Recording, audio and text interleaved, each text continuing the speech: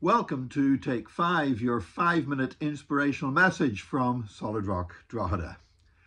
I'm Nick Park, and I'm taking us through a series of little 5-minute messages, and we're seeing how the Christmas story is reflected in some of the places in the Bible where we don't normally expect to find it. Not the usual suspects, not the usual verses that we use in our Christmas carol services, but nevertheless, we find this wonderful description of the coming of Jesus in the incarnation in different parts of the Bible. And today we're in Galatians, Galatians chapter 4. Verses 1 to 5. What I am saying is that as long as an heir is underage, he is no different from a slave, although he owns the whole estate. The heir is subject to guardians and trustees until the time set by his father. So also when we were underage, we were in slavery under the elemental spiritual forces of the world. But when the set time had fully come, God sent forth his Son, born of a woman, born under the law, to redeem those under the law, that we might receive adoption to sonship. You see, there was a time of preparation. God had been using the Jewish people. God had been giving them promises. God had called them through Abraham. He had brought them out of Egypt through Moses. He had sent the prophets. He had given them kings. He had worked miracles on their behalf. He had given them the scriptures. He had given them the Psalms. He'd given them all this stuff.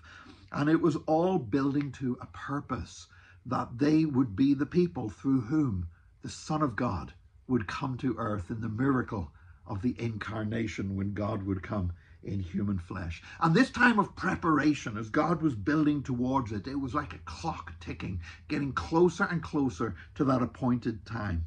And now here in Galatians, the Apostle Paul says, and then when the appointed time had come, then God sent forth his Son. It was perfect timing.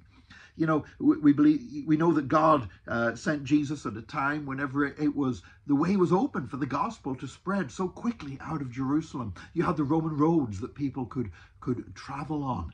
You had the Greek language that was spoken in so many different, really all around the known world. And it's, you know, it wasn't a case of having to find a translator to preach the gospel, because wherever you went in the known world at that time, people spoke Greek. That's why the Gospels, even though Jesus spoke Aramaic with his disciples, that's why they were written in Greek, because the time had come for the gospel now to be spread out. So Jesus was born to Mary. And, with this time of preparation, up until that point, people were living around the world. People that weren't Jews were living, the Gentiles were living under the human limitations. Paul actually describes it here as saying that they were under elemental spiritual forces. They had demonic forces controlling their lives and feeding them false religions. And then you had the Jewish people who to protect them from those spiritual forces, and they had the law to try and keep them in place. But the law was only a thing of preparation to prepare them for the time when God himself would come. And then when that set time fully come, he was born of a woman. He was born for the whole human race because he was born of a human mother. He was born under the law as a Jew so that he could reach out to the Jews, and so he could redeem those who were under the law. And because he redeemed those who were under the law, because for the first time anybody ever fully kept the law, Jesus kept the law perfectly as the incarnate Son of God.